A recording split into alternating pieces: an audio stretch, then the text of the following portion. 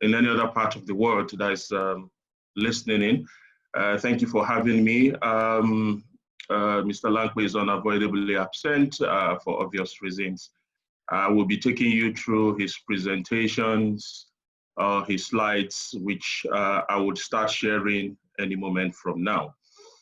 But before I do, I would like to say, if you didn't get your groove on when Yusuf, Dr. Lee Grant, and Madam Bola Joko presented, then you must have missed a very interesting part of it, because what I'm just going to be doing is giving you nuggets of everything they've said in a different way. So without much ado, I'd like to start sharing my slide. Can you guys see my slide, please? Oh, yes. Oh, yes. Okay. Thank you very much. I wouldn't take much of your time. I know that time has been spent. You have gotten a lot from the previous speakers, and I was happy to, catch a bit of their session. And like I said, it's just going to be nuggets of this. Just to correct the lady, my name is not Lawrence. My name is Cyril Moha. And I'll be taking you guys through leveraging experiential marketing through COVID. Again, just to give you an idea of what experiential marketing is, and I'm sure most of you must have had one or two experience about it. Experiential marketing is just simply, you understand, how the brands or the marketing immerse people into brand experience. What you get from the various brands, what kind of imprint, how long-lasting memories of the brand you have. There's a regular saying that people may forget what you say to them, but they will not forget how you make them feel. That is what experiential marketing is all about. And that is what we're going to talk about today in terms of leveraging a bit of this. My slides is not much, so I'm not going to take so much of your time, but it's definitely going to be worth a while. We're not going to talk too much. I'm not going to dwell too much on this slide. Even a 2-year-old or a year-old child knows what COVID is all about as we speak. And it is clear that we all have been impacted in one way or the other. But the results of the pandemic is definitely having a toll on general business.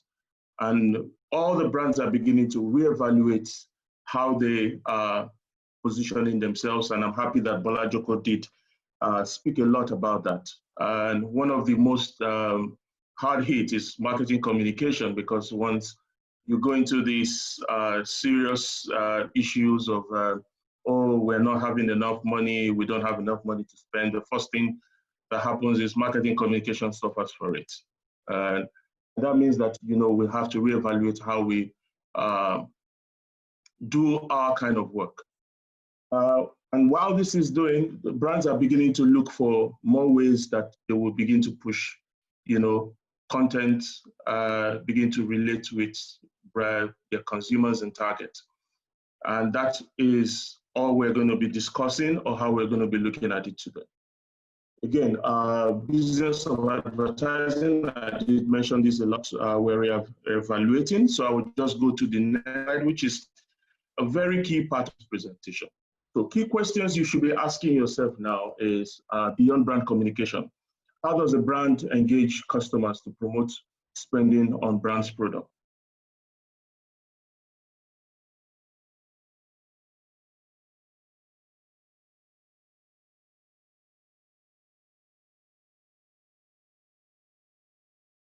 Lagos, Nigeria, places where the pandemic has been affected, you'll find out that all of a sudden, all the billboards have gone blank, including the digital ones. They've just gone blank.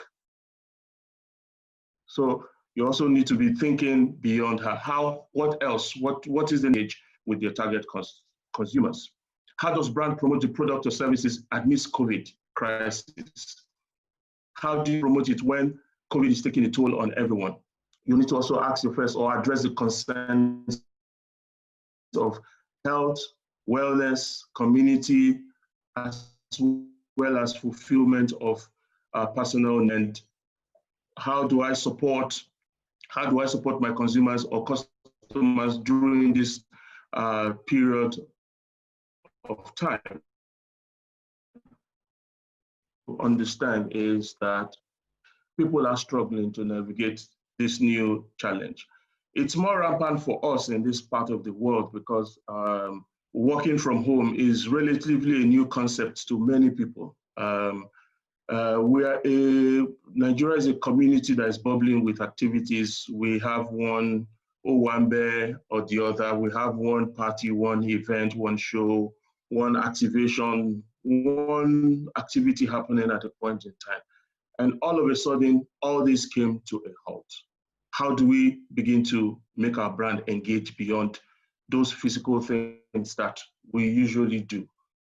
Experiential is what we should be considering. And in doing this, you have to be looking at, how do I get all my solutions online? How do I get online? How do people begin to see get experiences from what we do how, as a brand, and then begin to engage them like that? You will agree with me that the incidence of online purchase and purchasing and delivery to your doorstep has increased tremendously in the last couple of months. That could be a touch point that we also need to look at as well. So the question is, how do I engage customers in this new era? First, find a way to make your digital more human.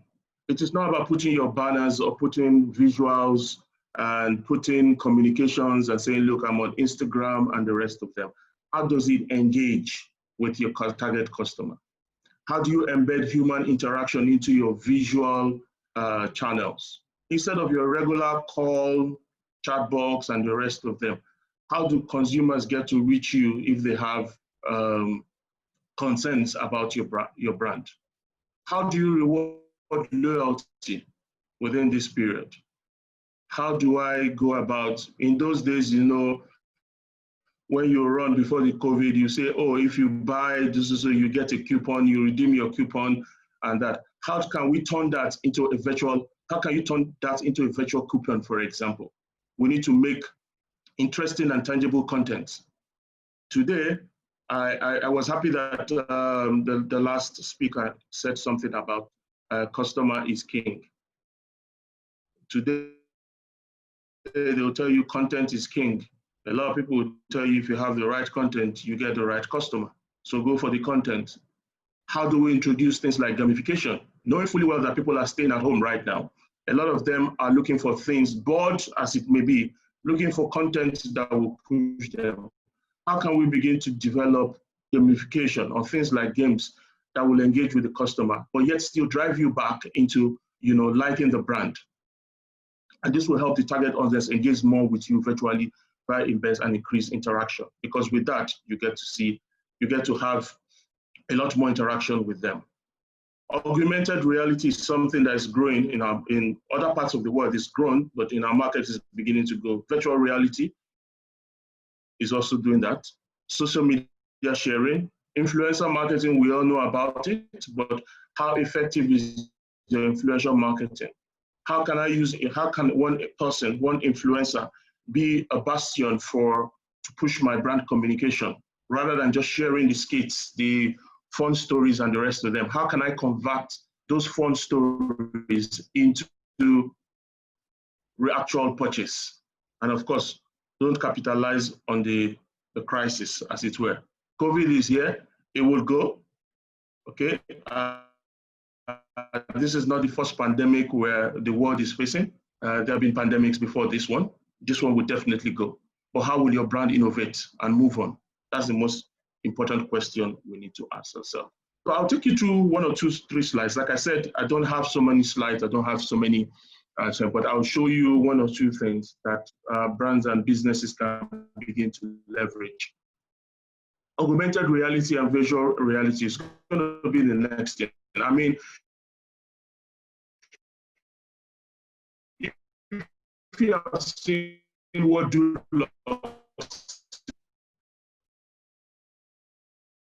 that in itself is an experience.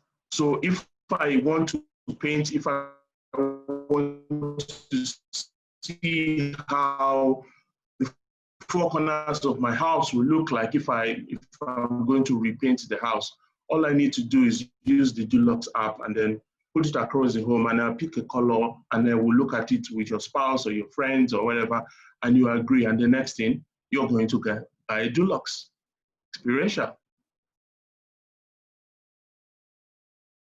Okay, so we need to begin to look at things like this. And that's what the essence of this picture is trying to paint and show to us. We'll talk about Touchless experience and the rest of them. We cannot go to the cinemas anymore. We cannot even have our regular OMBs and parties and the rest of them anymore. Just last week, Thursday or thereabout, I think a major bar in California, because they cannot do in dining, they did an outdoor. Now you just buy and pick up and you go. So what they did was create something like this, brought a screen outside the parking lot. While you're there waiting for your order to come, to watch a movie and all the rest of them.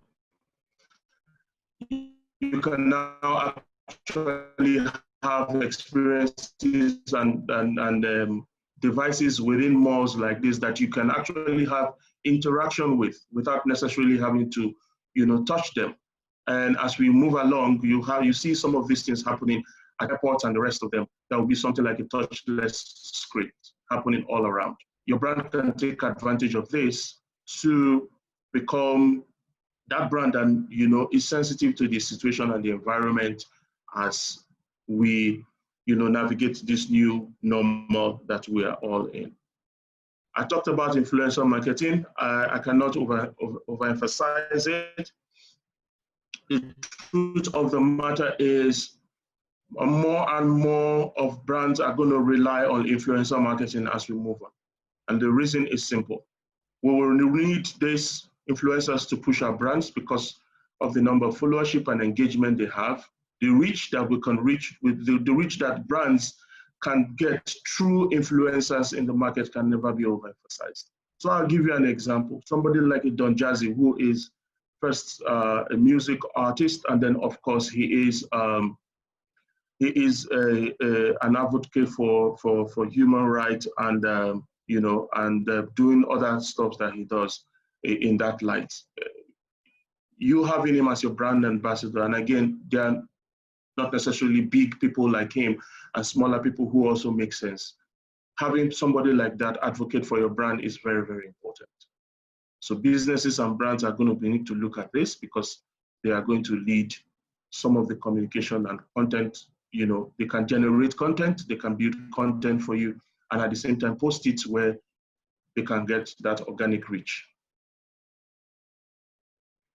Virtual events. I'm happy to say that one of our brands is actually doing this in Nigeria presently in partnership with the likes of Coca-Cola and the rest of them. So you cannot visit the clubs anymore, but you can, within your home, create your own party in-house. And all you need to do is just, log on to the portal or have your pay TV, and then you can have party happening, and then you can stream online.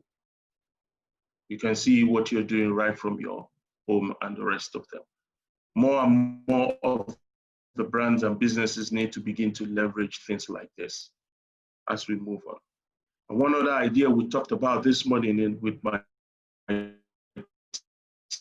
team when we were having a conversation is how can we begin to look at things like